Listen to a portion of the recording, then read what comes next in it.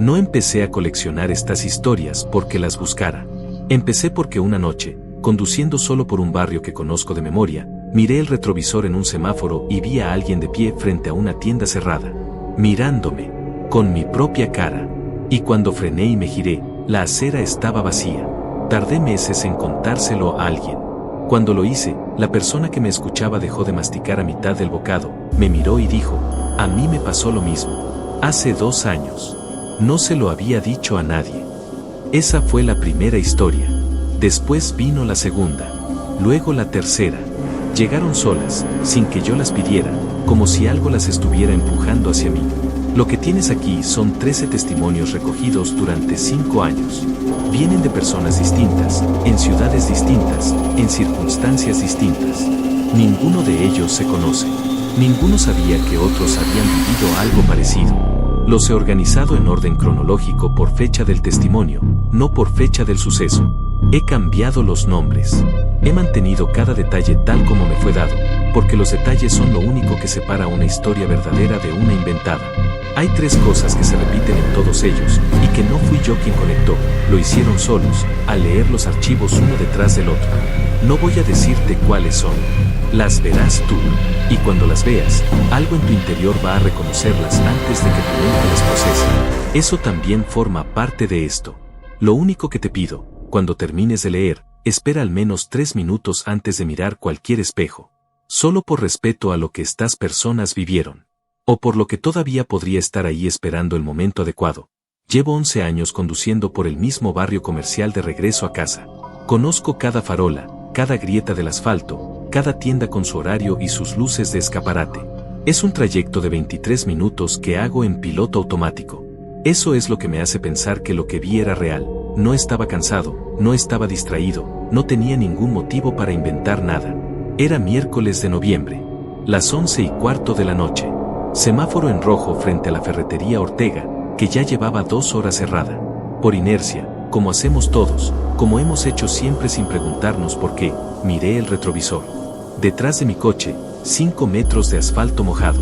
Y en la acera derecha, frente al escaparate apagado de la ferretería, un hombre de pie, quieto, con las manos a los lados del cuerpo, mirando directamente hacia mi retrovisor. No hacia mi coche, hacia el espejo en concreto. Lo primero que noté fue la postura, demasiado recta, demasiado quieta, como la de alguien que lleva mucho tiempo en ese lugar y no siente el frío ni el cansancio. Lo segundo fue la chaqueta. Verde oscuro, corte específico, una costura doble en el hombro izquierdo. La reconocí antes de terminar de procesar por qué la reconocía. Era la misma chaqueta que yo llevaba puesta. No parecida, idéntica. La misma que había comprado 3 semanas antes en una tienda de ropa al otro lado de la ciudad, en una talla que el dependiente había dicho que era la última que les quedaba. El semáforo tardaba. Lo observé durante lo que debieron ser 10 o 15 segundos. No parpadeó. No se movió. Tenía la cabeza ligeramente inclinada hacia abajo, lo suficiente para que su cara quedara en sombra, pero el ángulo de su cuerpo era el de alguien que mira a algo específico. Mi espejo. El verde llegó. Puse primera. Y en el último momento, por un impulso que no supe controlar, me giré de verdad, con el cuerpo entero, mirando a través de la ventanilla trasera. La acera estaba vacía. El escaparate apagado de la ferretería, intacto. Ni rastro. No hubo tiempo para que nadie se moviese.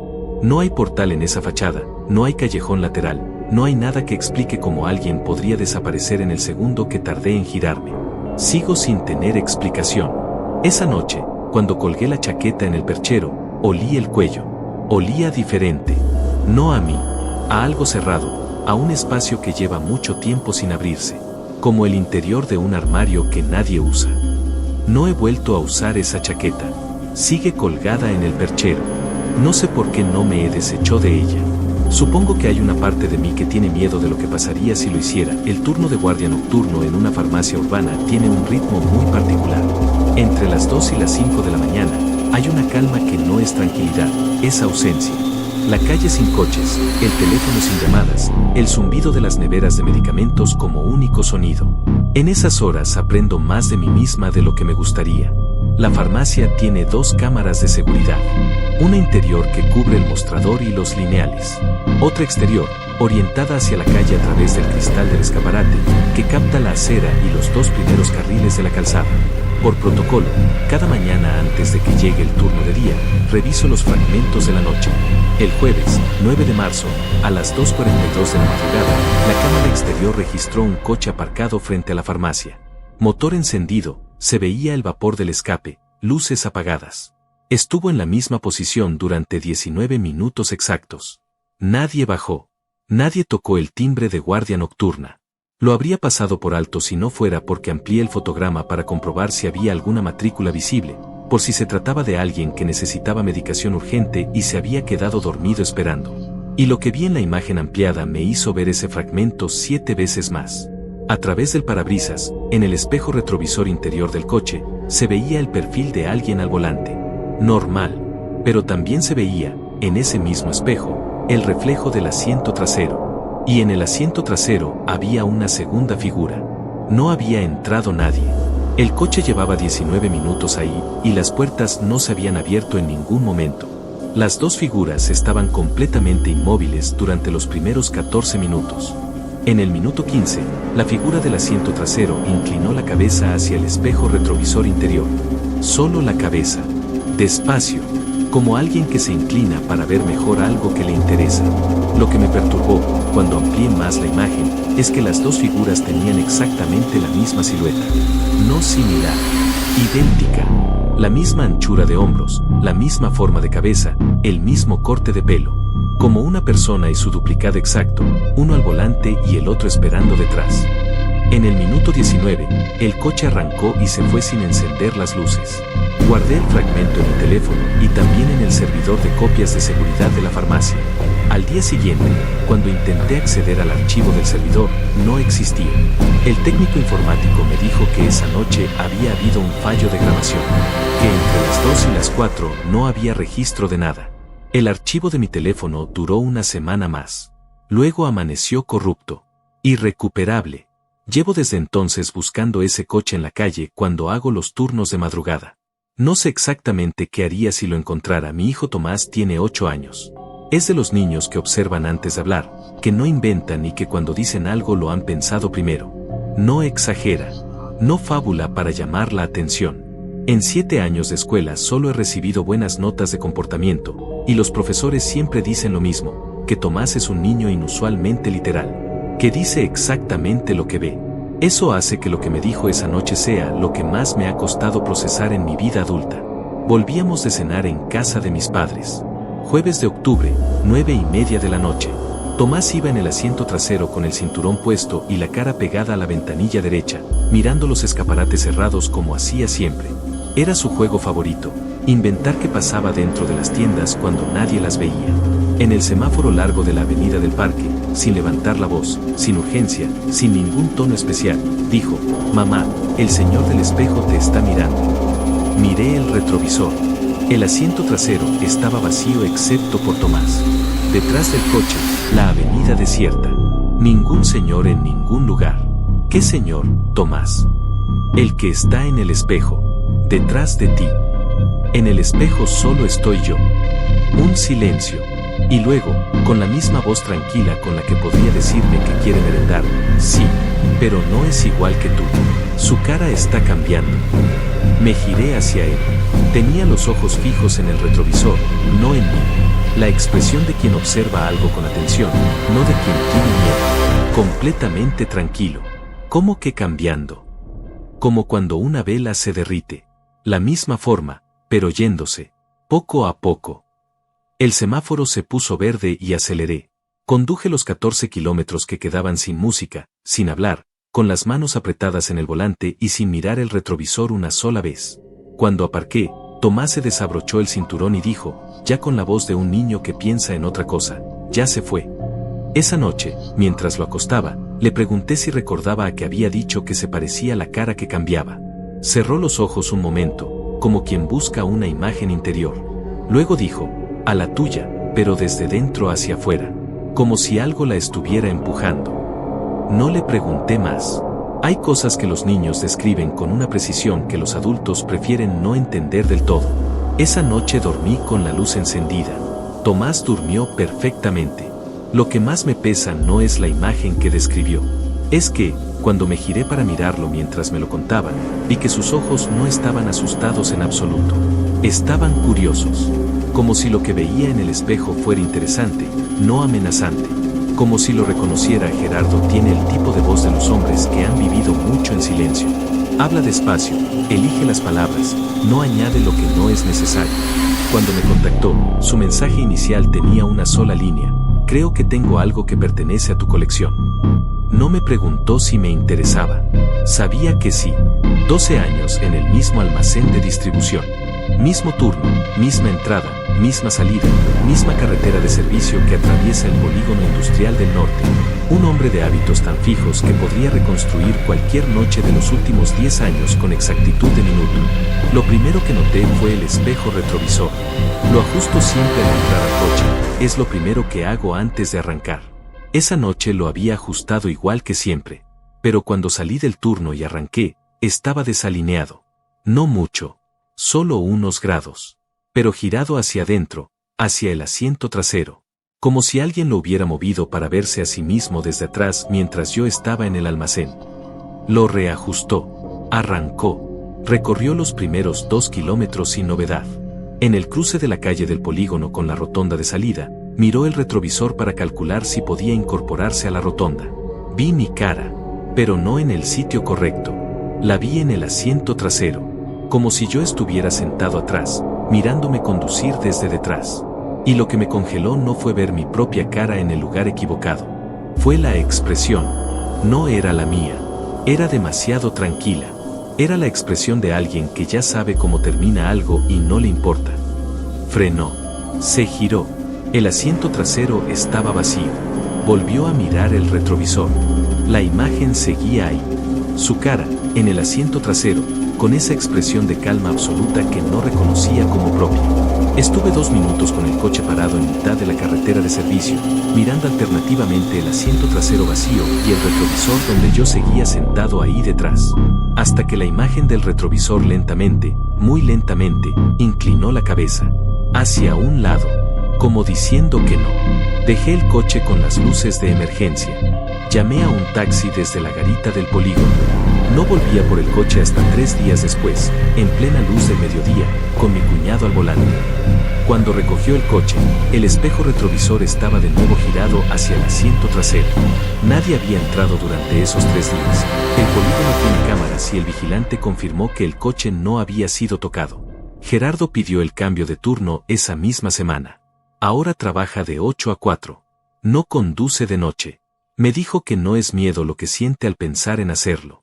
Es algo más parecido a la certeza de que si mira ese espejo de madrugada otra vez, la imagen del asiento trasero va a hablar. Y que lo que diga, lo reconocerá. Nora volvía de entregar un proyecto que llevaba 4 días retrasado. Una de esas noches donde la ciudad tiene esa calma incómoda de las 12:30, cuando ya no es hora de nadie y todavía no es hora de nadie. Madrugada de lunes. Calles casi vacías. El tipo de silencio que amplifica cada sonido individual. Sus propios neumáticos sobre el asfalto mojado, el clic del intermitente, el zumbido de las farolas de sodio. Semáforo rojo en el cruce de Constitución con Alameda. Se detuvo detrás de un coche negro. Esperó, y como hacemos todos, miró el retrovisor. Detrás de su coche, la calle vacía. Y en la acera derecha, frente a la fachada cerrada de una tienda de electrodomésticos, una figura de pie. Lo primero fue pensar que esperaba el autobús. Pero la parada está 70 metros más adelante. Y la postura no era la de alguien que espera. Era completamente estática, los brazos a los lados, la cabeza orientada de forma muy precisa hacia mi retrovisor. No hacia el coche, hacia el espejo en específico. El semáforo tardó. Nora la observó durante esos segundos. No parpadeó. No cambió el peso del cuerpo.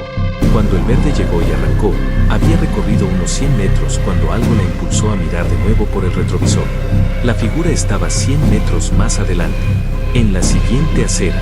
100 metros que no había recorrido, porque no había cruzado la calle ni había corrido. Nora tenía los ojos en el espejo y la calzada detrás de ella estaba vacía entre los 2 puntos. La figura simplemente estaba allí, como si siempre hubiera estado y ella fuera quien se había desplazado. Aceleré.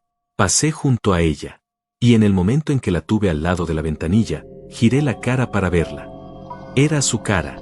No su cara aproximada, no una cara que se le parecía. Sus rasgos exactos, su corte de pelo, su expresión habitual cuando camina por la calle. La figura miraba al frente, no a Nora. Pero su cara era la de Nora. Llegué a casa y fui directamente al espejo del baño. Y entonces lo entendí. La expresión que tenía la figura en la acera era la que yo tenía en ese momento, mirándome en el baño. No la que había tenido en la calle. Era la expresión de dentro del coche, después de haber visto. Como si la figura no fuera yo en ese momento. Fuera yo unos minutos después. Como si lo que vi en la acera ya supiera lo que yo iba a sentir cuando llegara a casa. Esa noche, antes de dormirse, tuvo la sensación de escuchar algo. No supo si era un pensamiento propio o una voz externa. No importaba, las palabras eran las mismas de cualquier modo. Ya lo sabía. Ya lo sabías también. No sé si lo pensó o lo escuchó. Ella tampoco, 18 años conduciendo taxis. Turno de noche, 12 horas. Ernesto conoce la ciudad de madrugada de una manera que los que duermen no pueden. Ha visto cada barrio en sus distintas versiones de oscuridad. Ha aprendido a leer qué tipo de silencio significa que no es hombre de imaginaciones. Me lo dijo desde el principio y lo creo. Recogí a una señora en el aeropuerto. Vuelo tardío. Llegó con cara de llevar muchas horas en tránsito. Cargaba 2 maletas y apenas habló al darme la dirección. Se durmió en el asiento trasero a los 10 minutos de salir. Completamente dormida, la cabeza apoyada en la ventanilla derecha. Trayecto normal. 40 minutos de autopista, luego barrio residencial. Ernesto llevaba 32 minutos de los 40 cuando, al pasar bajo un puente que oscureció brevemente la cabina, ajustó el retrovisor interior para ver si la pasajera seguía dormida bien sujeta. Estaba dormida, pero junto a ella, en el asiento trasero, había alguien más. Una figura sentada a su lado, sin que se hubieran abierto las puertas. Lo sé con certeza porque en este trabajo tienes el hábito, antes de arrancar, de mirar quién sube y cuántas personas son. Había subido ella sola con 2 maletas. La figura estaba sentada con la misma postura que la pasajera dormida, la cabeza ligeramente inclinada hacia adelante, los hombros relajados. Pero no dormida. Despierta, con la cabeza inclinada hacia la pasajera, no hacia Ernesto. Como alguien que observa a otro de cerca, estudiando algo. Ernesto frenó suavemente para no despertar a la señora. Se giró. Solo la señora, dormida, con la cabeza en la ventanilla derecha. Volvió al retrovisor. La figura había desaparecido, pero la pasajera, que llevaba media hora dormida con la cabeza hacia la derecha, ahora la tenía girada hacia la izquierda, hacia donde había estado la figura. Llegaron al destino. La señora se despertó cuando él anunció la calle. Bajó, recogió las maletas, le dio el importe exacto en efectivo. Antes de alejarse, se giró y dijo algo que Ernesto lleva 2 años intentando contextualizar. Ha sido un viaje muy largo, para los dos. Ella no sabía que yo llevaba muchas horas trabajando. No había dicho nada de eso en todo el trayecto. Y además dijo, para los dos. No, para usted, punto. La semana siguiente cubrí el espejo retrovisor interior con un trapo negro. Mis jefes me llamaron la atención. Me lo quité. Y volví a mirar. Algunas noches, cuando el taxi va vacío, la figura sigue ahí de todas formas. Sentada atrás. Mirando al frente. Esperando que suba a alguien. Ernesto no ha cambiado de trabajo. Me dijo que lo intentó y que el primer día que no condujo de noche, la figura estaba en el salón de su casa cuando llegó del turno de día. Sentada en el sofá, mirando el televisor apagado. Decidió que era más fácil mantenerla en el taxi. Los espejos de los probadores acumulan algo. Todo el que haya trabajado en una tienda lo sabe aunque no lo diga. Son superficies que han devuelto miles de imágenes de miles de personas mirándose con distintos grados de satisfacción, de duda, de vergüenza, de esperanza. Hay en ellos una especie de memoria que no es exactamente la de un espejo de casa. Silvia cerraba sola ese jueves. Los últimos clientes habían salido a las 9:30, 20 minutos antes. Estaba recogiendo perchas del pasillo de probadores del fondo cuando vio, en el gran espejo de cuerpo entero que hay al final del pasillo, a alguien en uno de los cubículos abiertos. Una persona de pie frente al espejo interior del probador. de espaldas a mí, mirándose. Pensé que se me había quedado un cliente dentro sin darse cuenta de que cerrábamos. ¿Les pasa? Les avisé, perdone, vamos a cerrar. La figura no respondió ni se movió. Silvia caminó hacia el cubículo. Cuando llegué a la entrada del cubículo, no había nadie. El cubículo estaba vacío, pero el espejo del interior del cubículo mostraba el reflejo de alguien. El espacio vacío a mis espaldas, y en el espejo, una figura. La figura me miró. No en el espejo del pasillo, en el espejo del cubículo vacío, que debería reflejar solo el espacio detrás de Silvia. Una figura que estaba donde ella estaba, pero que no era ella. Silvia salió del pasillo de probadores caminando primero y corriendo cuando llegó a la tienda principal. Llamó a su jefe desde el exterior. Su jefe fue a cerrar. Lo encontró todo en orden. Registró los probadores. Nada. Le dijo que probablemente era cansancio o un reflejo extraño de la luz. Le dijo que los espejos a veces crean efectos ópticos con los ángulos. Lo que no me explicó su teoría del ángulo es que la figura del espejo tenía mi cara. No la cara de un cliente olvidado. Mi cara, pero con algo que no era mío.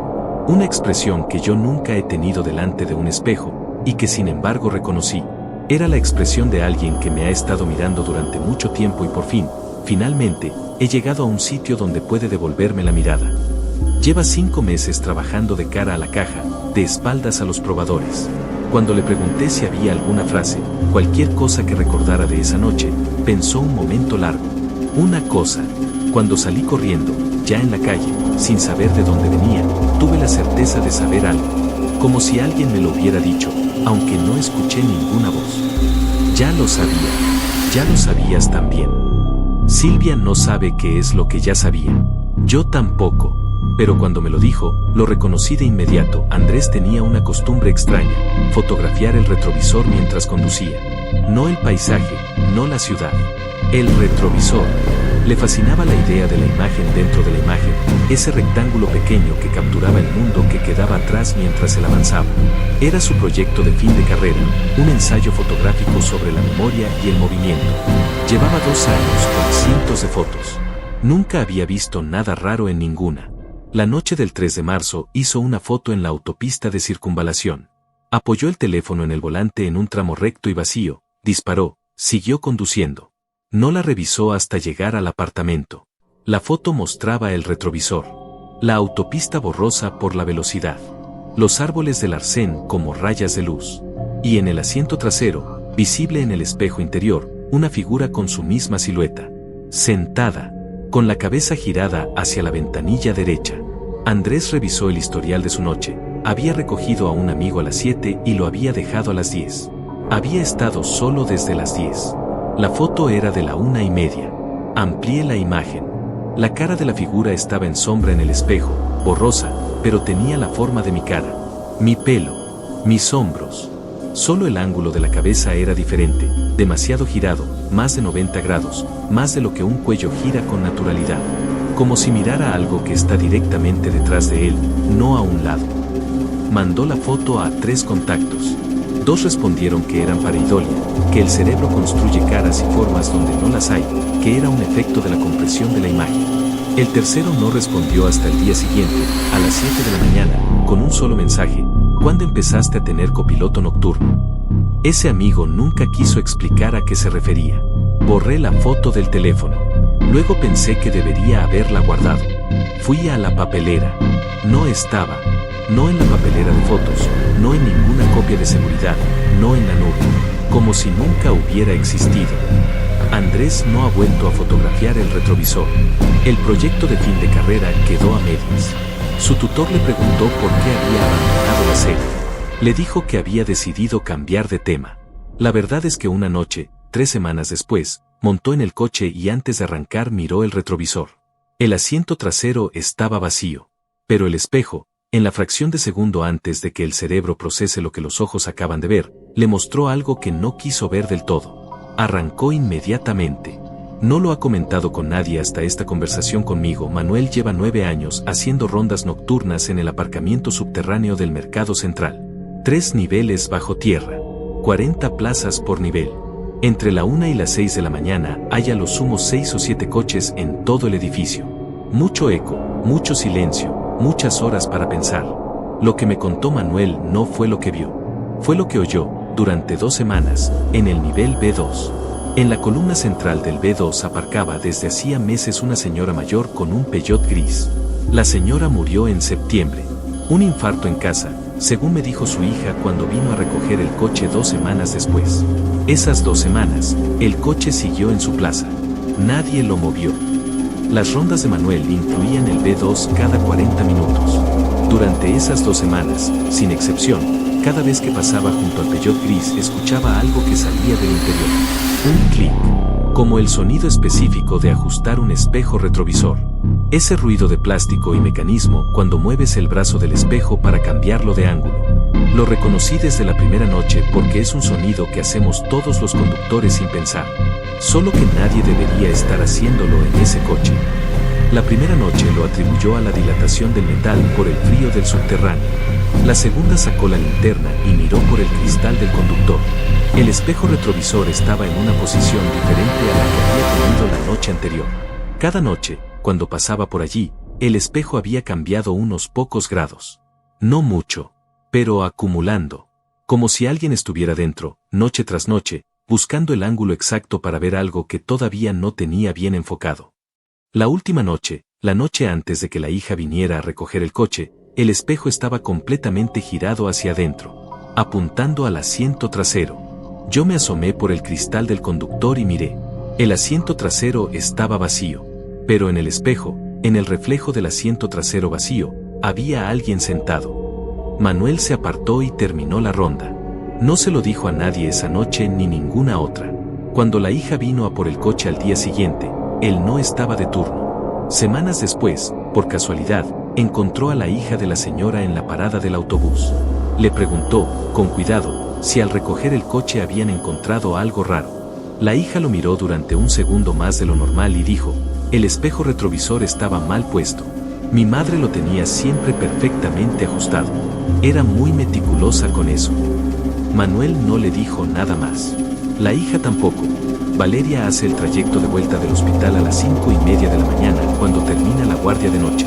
26 minutos por la ronda exterior, luego barrio tranquilo, aparcamiento en subterráneo. Ha hecho ese camino 400 veces, quizás más.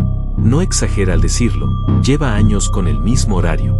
La mañana del 14 de enero, en el tramo de la ronda exterior donde hay una hilera de comercios cerrados a esa hora, vio a alguien en el arcén. Una figura de pie, mirando hacia la calzada, con el brazo extendido. El gesto universal de quien pide que pare. Valeria no para a desconocidos de madrugada. Es médica, no es asistente de guardia vial. Pasó a su lado sin frenar. 2 kilómetros más adelante, la figura estaba de nuevo en el arcén. Mismo gesto, brazo extendido. Valeria la reconoció porque llevaba ropa idéntica, abrigo largo oscuro, pelo recogido. No había cómo. La ronda exterior no tiene atajos, no tiene caminos paralelos. 2 kilómetros de curva continua, sin desvíos. La figura no podía haber llegado antes que yo. Esta vez sí miró al pasar. Y lo que vio la hizo frenar 100 metros más adelante y quedarse parada con el motor en marcha durante 3 minutos, sin moverse. Era mi cara. Pero no como me veo yo. Era mi cara como aparece en los espejos de los consultorios del hospital cuando uno lleva 12 horas de guardia. Ese agotamiento específico, esa mirada de quien ha visto demasiado. Pero más. Como si ese agotamiento fuera permanente. Como si la figura llevara mucho más tiempo que yo sin dormir. Cuando arrancó y siguió la ronda, no hubo una tercera aparición. Llegó al aparcamiento subterráneo. Bajó del coche. Y en el ascensor, en el espejo metálico de la puerta, vio durante un segundo, antes de que las puertas se cerraran, que detrás de ella en el espejo había alguien de pie con el brazo extendido.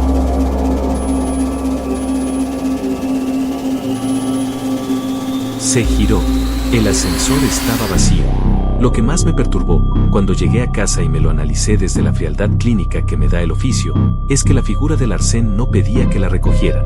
El brazo no señalaba a la calzada. Señalaba hacia mí. Era el gesto de alguien que señala a otra persona para indicar algo. Para decirle, eres tú eres la que estoy señalando. Valeria sigue haciendo el mismo trayecto.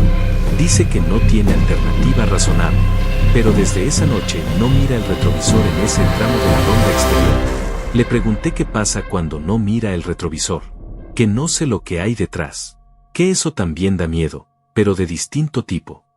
Amparo lleva 14 años limpiando el edificio de oficinas Torre Norte. Turno de alba, entra a las 4 de la mañana, sale a las 8. El edificio tiene 20 plantas y a esas horas está completamente vacío. Solo ella, sus compañeras de turno, y el silencio particular de los espacios diseñados para mucha gente cuando no hay nadie. El incidente que me contó no ocurrió dentro del edificio. Ocurrió en la calle, al llegar al trabajo. Bajo del autobús en la parada de Torre Norte, camino 100 metros hasta la entrada de servicio, entro por el lateral. Ese camino lo hago en silencio, con el café en la mano, sin mirar mucho. A las 4 de la mañana el barrio de oficinas está completamente vacío. Una mañana de octubre, al pasar frente a uno de los grandes escaparates de cristal de la planta baja del edificio de enfrente, la cristalería de los bancos hace un espejo perfecto cuando no hay luz interior, vio su reflejo. Normal. Ella misma, con el uniforme, el café, la mochila. Y detrás de su reflejo, visible en el cristal, una figura que no estaba en la calle real detrás de ella. Me giré de inmediato. La calle vacía. Me giré de nuevo hacia el cristal. El reflejo de la calle vacía. La figura había desaparecido. A la mañana siguiente, misma hora, mismo cristal. Su reflejo. Y la figura, un poco más cerca que la noche anterior. Fue así durante 2 semanas. Cada mañana la figura estaba un paso más cerca en el cristal, sin que la hubiera en la realidad, solo en el reflejo. Y yo iba reconociendo, de a poco, quién era. Amparo tardó 11 días en admitirlo. Era su propia cara, pero más vieja. No anciana, no irreconocible. Solo más vieja. 10 o 15 años, quizás. Los mismos rasgos, el mismo pelo, el mismo cuerpo, pero con esa diferencia específica del tiempo que hace que uno reconozca a alguien como la versión futura de quien ya conoce. El día 14, la figura estaba tan cerca en el reflejo que parecía que estaba justo detrás de mí, a 1 metro. Y tenía los ojos abiertos muy fijos en los míos, en el reflejo. Y tenía una expresión que me hizo cruzar la calle y no volver a pasar por delante de ese cristal. La expresión era de alivio, como alguien que lleva mucho tiempo esperando que lo veas y por fin, después de 14 días, lo has visto de verdad. No de susto, no de advertencia, de alivio. Y eso fue lo peor. Amparo cambia de acera todos los días al llegar al trabajo. Rodea el bloque para evitar ese cristal. Sus compañeras le preguntan por qué el rodeo. Dice que tiene una grieta en el suelo en ese tramo y que le da miedo tropezar de madrugada. Cuando le pregunté si alguna vez sintió la necesidad de decirle algo a la figura, de hablarle al cristal, tardó en responder. Sí, el día que dejé de pasar por allí. Antes de cruzar la calle, me giré una última vez hacia el cristal y dije, en voz baja, ya sé que estás ahí. Hizo una pausa. La figura sonrió, por primera vez en 14 días. Y supe que ya no necesitaba volver. Beatriz me escribió con una sola frase, tengo algo que encaja con lo que coleccionas. No me había dicho nadie cómo lo había sabido. Cuando se lo pregunté, dijo que alguien le había dado mi contacto, que no recordaba quién. Conducía de vuelta de una ciudad a 4 horas de distancia donde había llevado un caso que se había alargado 3 días más de lo previsto.